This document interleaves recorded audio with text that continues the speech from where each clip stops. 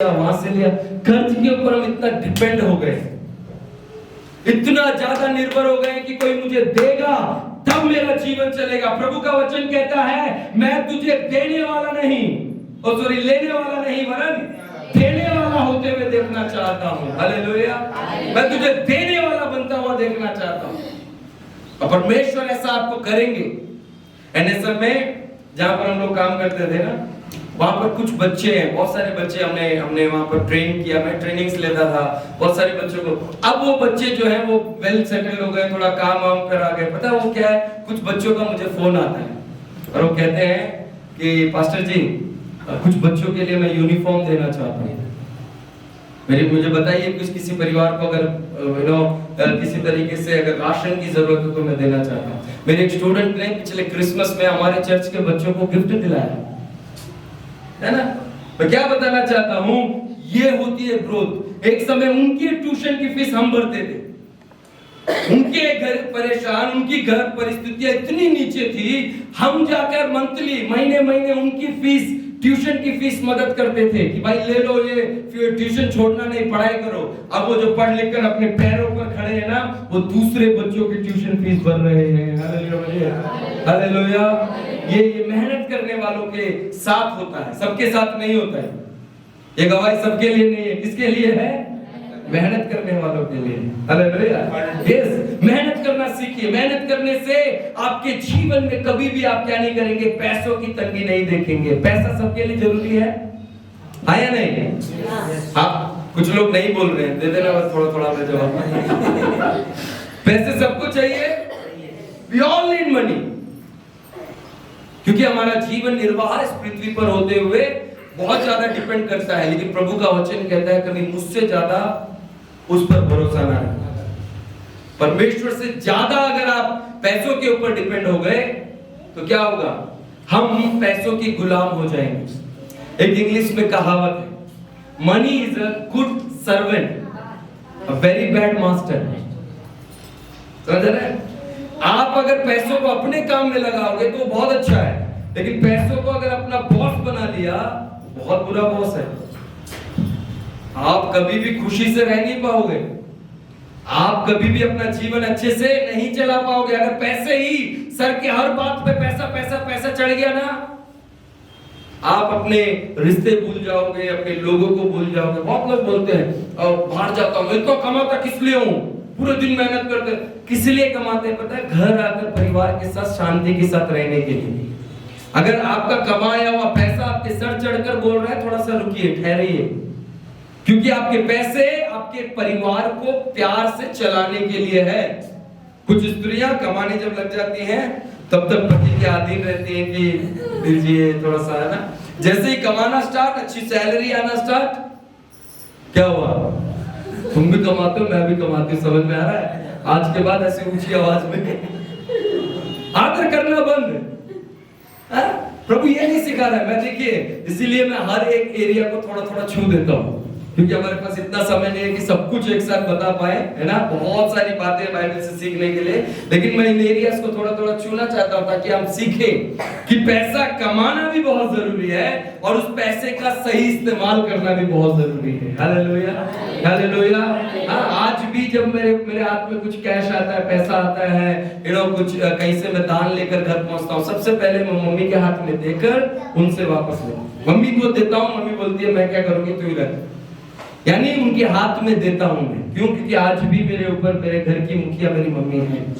समझ में आ रहा है आपको? हमारे ऊपर जो है, हमने उनका आदर मान करना। मैं कमा रहा हूं, मैं किसी के अधीन नहीं, कोई मुझे पूछेगा नहीं, मैं कैसे भी करूं, है ना। ये आदत आपको हमेशा दबाएगी। और प्रभु बोलेगा कि कमा तो रहा है, इसकी बरकत तो अच्छी है, लेकिन क्या नहीं है, इसका व्यवहार अच्छा नहीं है। और इस कारण से क्या होगा, आप व्यवहार में जब बुरे होते जाएंगे, आपके हाथ से पैसा भी निकलता जाएगा।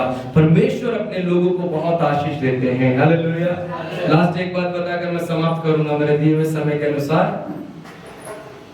दान देना सीखिए। क्या करना सीखिए? अच्छे से बोलिए, क्या करना सीखिए? यहाँ पर जो आप दान देते हैं, ये दान कहां जाता है? क्या लगता है कहां जाता है दान? बताइए, थोड़ा तो अंदाजा होगा, कुछ तो होगा अंदाजा। पता क्या करता हूँ, जिस दिन मैं आता हूँ ना, मैं सारा दान जेब में डाल के ले जाता हूँ। ऐसा होता है, सेवा में लगता है। हालेलुया, सेवा में लगता है, यहीं की सेवा में लगेगा। प्रभु का वचन हमें सिखाता है कि हम दान दें।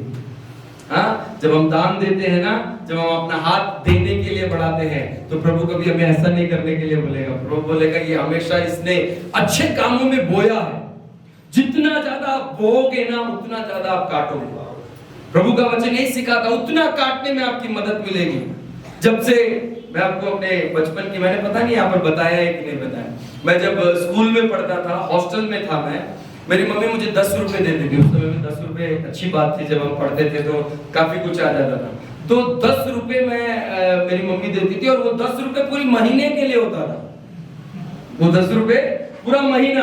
अभी हम गेट में पहुंचते थे, आइसक्रीम वाला खड़ा होता था। गर्मी में आइसक्रीम बड़ा मजा आता था खाने में ना, तो पैसे जो है बड़े जोड़ जोड़ के रखते थे कि आइसक्रीम खाएंगे।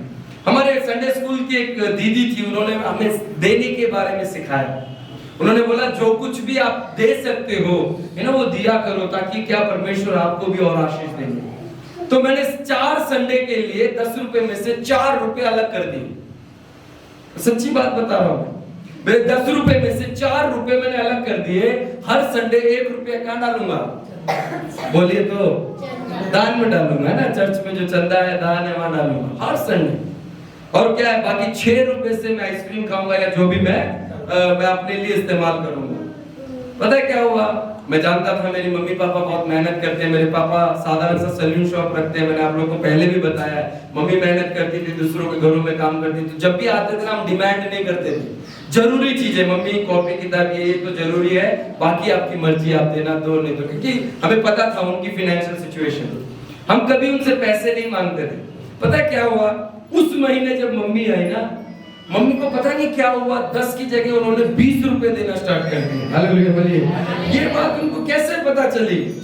उन्होंने 10 की जगह अब से हमारा मंथली पॉकेट मनी कितना कर दिया? बोलिए तो अच्छे से तो बोलिए, 20 रुपए कर दिया। अब मेरे 16 रुपए बचते हैं। हालेलुया। यस, उस छोटी सी उम्र में प्रभु ने सिखाया, तो तुम्हें भी दिया जाएगा। हालेलुया। देने वाले बनोगे तो तुम्हें भी कभी कमी नहीं आएगी। और ये पता है, जब आप देते हो ना, देने के बाद है ना, इंसानों से अच्छा ये देगा या वो देगा, किसी इंसान से नहीं, प्रभु से, क्योंकि प्रभु देगा उसका बदला। परमेश्वर आपको उसका फायदा देगा, प्रभु आपको बरकत देगा। परमेश्वर कभी आपको बेकार नहीं रखेगा। हालेलुया। कभी आपको वो निराश नहीं छोड़ेगा। मेहनत करेंगे,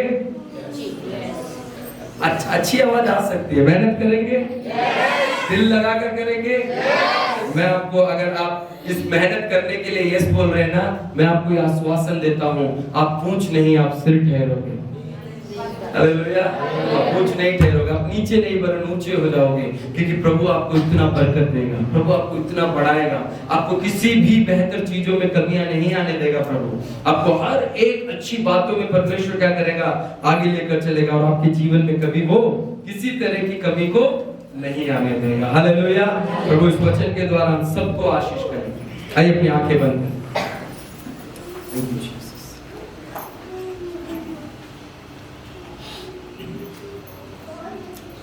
धन्यवाद प्रभु यीशु राजा। हालेलुया। मुझे देना सिखा मेरे प्यारे राजा, मुझे मेहनत करना सिखा परमेश्वर।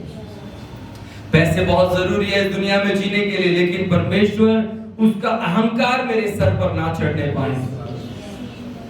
अगर आज मेरे पास ज्यादा है तो मैं दूसरों की मदद करने वाला बनूं, मैं दूसरों की सहायता करने वाला बनूं। प्रभु मुझे सिखाइए कि पैसों का उत्तम इस्तेमाल कैसे किया जा सकता है।